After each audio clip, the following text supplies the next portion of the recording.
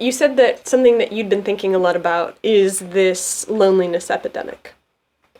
And, oh, go ahead. No, I was going to say it's not so much the loneliness epidemic than it is the ways in which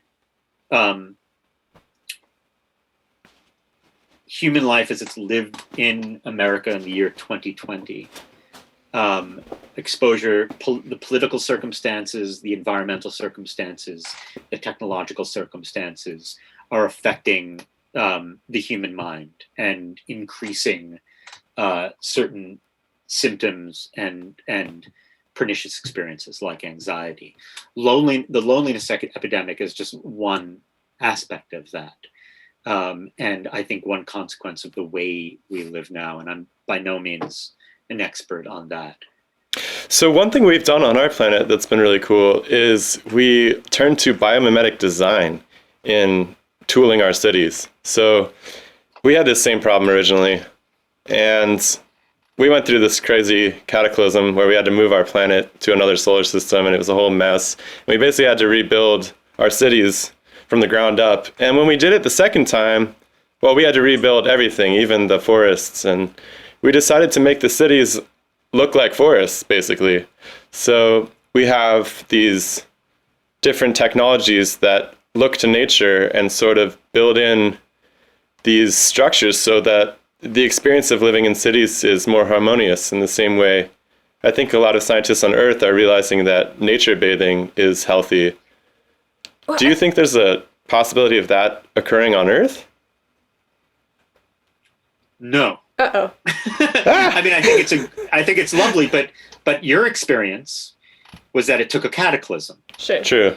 One of the, I mean, I could never run for public office because I'm such a pessimist. Your slogan can be, "We will not hope." We will not hope. Yeah. No, 2024. Vote Daniel Smith. No, we can't. 2024. There's the thing that causes such despair, and that this organization, Dark Mountain Project, has written a lot about, is the fact that the problem is the system in which we live, and that there's no way to fix the system from within the system, and there's no way to stop the system, really. That our modes of communication, of production, of energy, of everything are so inextricably woven, so tightly woven that there's no way to escape them, and that the only way is perhaps a cataclysm, and there might be no way out of that. Just too much momentum. There's too much momentum. There was a poet that was very popular in the first half of the 20th century named Robinson Jeffers, who lived out in Northern California on the coast, and he has a poem called "The Purse Seine," and he watched these fishermen using a purse seine net that kind of very slowly collected the fish into this net, and they didn't realize that they were being pressed into this net until it was too late. And this was his very bleak metaphor for humanity.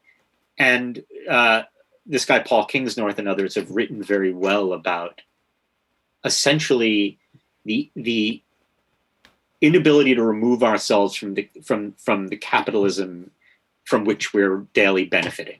Mm-hmm. There is no way to remove yourself if you want to wear clothing, if you want to eat food. You could make certain adjustments, but they're really on the margins. Yeah, I was going to ask. I hope I'm wrong, but I'm not sure. Do you think it's possible to sort of, I don't want to say socially design, but is it possible to make architecture for your society that has different incentive structures and is able to rewrite these paradigms? So I look at it from the perspective where you have these old institutions, right? And the old institutions don't seem like they're serving you. They're decaying. But they're decaying. And clearly, at some point, new institutions will have to arise. So why is it not possible to seed new institutions with different incentive structures that will actually serve to solve this problem once they become mature? Obviously, it's not going to start as a seedling, but Well, eventually. who's creating these incentive structures?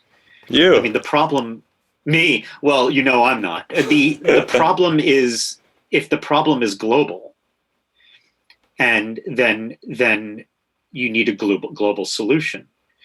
There, the way that the American political system is built right now, and the way that the political culture in the United States is right now, there seems to be no will to do any of this, and no way to really create those incentive structures economically.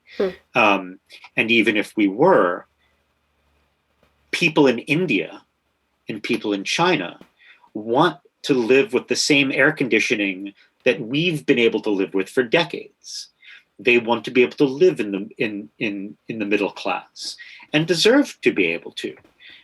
These developing economies aren't going to sit back and say, no, we'll hold off.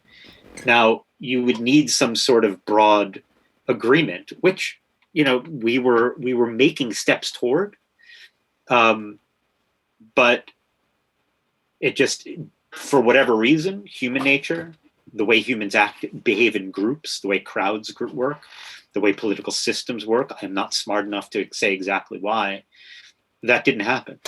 And the way, and it's too late to mitigate the truly extreme effects of what's coming down the pike. So it seems like a cataclysm is coming then, even by your own estimation.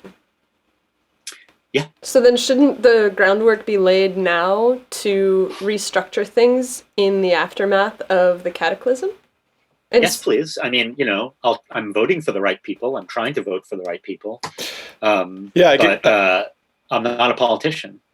I just write sentences. What can be done? That's a cop-out. What can be done for someone on the street who's not a politician? Like, what if that guy who was writing his poem about the fisherman and the net, what if he decided that, maybe we could close this loop by regulating the size of the nets that the fishermen use? Is there any chain of action that an ordinary person can take to implement changes? I mean, this is what young people are really struggling with right now. Is I mean, the way I hear what you're saying is almost an ethical, not command, but focus, where everyone has to serve as some instrument to rebuild in a certain way. But I want to live in a world where I think we need poets. I think we also need poets who just write poetry that's about sunsets, or going to the bathroom, or having a dog, or drinking a cup of coffee. I think that I want to live in a world where not everything has to be instrumental.